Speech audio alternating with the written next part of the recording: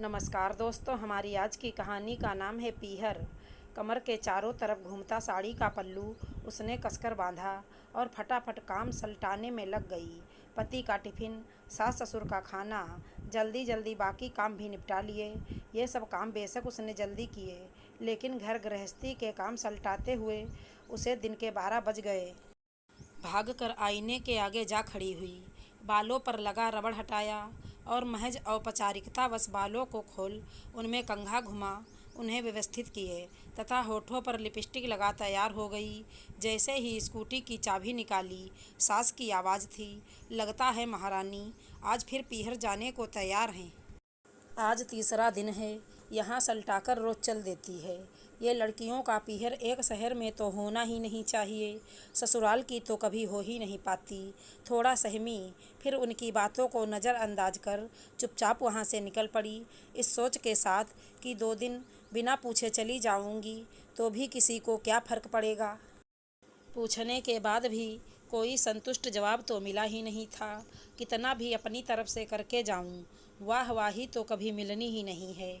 Mummy जी दरवाज़ा बंद कर लीजिएगा, मैं शिरीष के आने से पहले आ जाऊंगी, कहे स्कूटी उठाकर चल दी। 3 दिन से रोज़ उसका यही रूटीन था।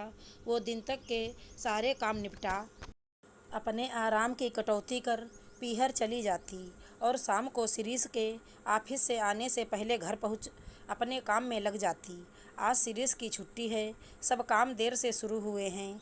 बार बार घड़ी को देख बेचैन हो उठती। बहुत देर माँ के साथ बैठा शिरीष अनायास ही बोल उठा, पूनम आने वाली है, खाना सब उसी के साथ खाएंगे, गर्म चपाती सेकना।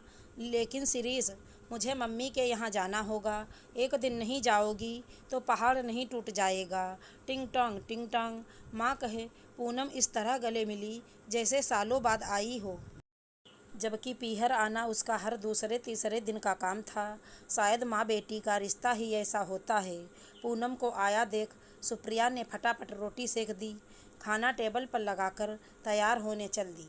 मम्मी जी, मुझे बहुत देर हो गई है, मुझे जाना होगा। वाह भैया, इतनी बेइज्जती! क्या मेरे घर में कोई वैल्यू नहीं? मेरा आना इतना बुरा लगता है तो मैं आगे से नहीं आऊँगी। नहीं छोटी, ऐसा कुछ नहीं। शिरीष गुस्से से बोले, सुप्रिया, एक दिन नहीं जाओगी तो कोई विशेष फर्क नहीं पड़ेगा। इस घर के प्रति भी तुम्हारी कुछ जिम्मेदारियां हैं। सासू माँ ने भी मौका देख अपनी भड़ास निकाल ली। वो तो ससुराल एक ही शहर में है, यदि नहीं होता तो तब भी तो वो कोई व्यवस्था करते। घर में बिटिया आई है, उसे छोड़कर जाना क्या यही संस्कार हैं तुम्हारे? इस तरह रोज़ रोज़ मुंह उठाकर पीहर चल दोगी तो वहाँ भी अपनी ही कद्र कम करवा लोगी। अब तुम्हारी माँ मैं हूँ, तुम्हारे हित का सोच कर कह रही हूँ। हाँ भाभी, वहाँ आपकी भाभी भी रहती हैं। इस तरह से रोज़ जाकर इतनी दखलंदाजी करने से उन पर क्या बीतती होगी। आप अपना घर छोड़ इस तरह से रोज़ जाती रही तो उन सब में आपसी सामंजस्य तो कभी बन ही नहीं पाएगा। अपनी परेशानियों से उन्हें भी लड़ने दीजिए। सुप्रिया ने किसी की बात पर कोई प्रतिक्रिया जाहिर नहीं की, हौले से मुस्कुराई और मन ही मन सोचने लगी, काश मेरे फर्ज पर आप लोगों ने प्रश्न न उठाकर मुझे पीहर जाने की अनुमति खुशी खुशी दी होती तो मेरी नज़रों में आप लोगों का पद बढ़ जाता। ये तो मेरे संस्कार हैं जो मुझे लिहाज में आप लोगों की बातों का विरोध करने से रोक रहे हैं। अपने मन की बात रखने की भी अनुमति नहीं दे रहे। आप लोगों ने तो मुझे अपना माना ही कहाँ। यदि माना होता तो आज मेरा विरोध न कर मेरी तकलीफ़ में मेरे साथ खड़े होते। जब घर के बड़े ही हालात समझना नहीं चाहते तो पूनम से कैसी शिकवा?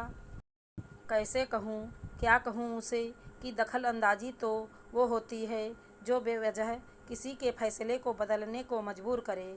काश जितना प्रेम, अधिकार और सम्मान हमने अपनी भाभी को देना सीखा है आपने मुझे दिया होता तो आज मुझ में भी विरोध कर जाने की एक झिझक होती।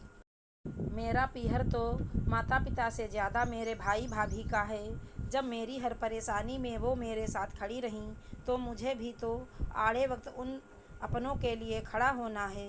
जानती थी सच की राह बहुत कठिन होती है, वो अकेली पड़ जाएंगी, लेकिन एक सुकून तो होगा, अपनों के काम आने का सुकून। मन में उठे सभी प्रश्नों के उत्तर देकर स्कूटी की चाबी उठा दरवाजे से निकल गई। शिरीष हतप्रभ सा खड़ा रहा।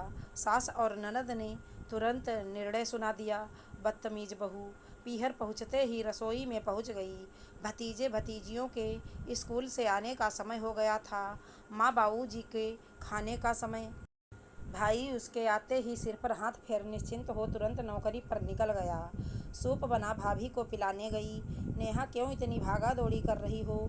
वो तो तुम्हारा ससुराल इसी शहर में है, नहीं होता तब भी तो हम चलाते। धन्य है तुम्हारे ससुराल वाले, वरना आज के समय में कौन किसी का सोचता है। माँ बेटी की नज़रों को पढ़ना जानती थी। गले लगाकर बोली, अपनी गृहस्थी में पीहर ही की वजह से आँच मत आने दे। जानती हूँ तू मेरी आदर्शवादी संस्कारी बेटी है, लेकिन ये जमाना, कह बेटी की आँख में आया आंसू पोंछ दिया। वो खुश थी, बेशक बदतमीज बहू थी, लेकिन अपने प्यारे से घर की संस्कारी बिटिया। आशा करती हूँ हमारी कहानी अच्छी लगी होगी। धन्यवाद दोस्तों।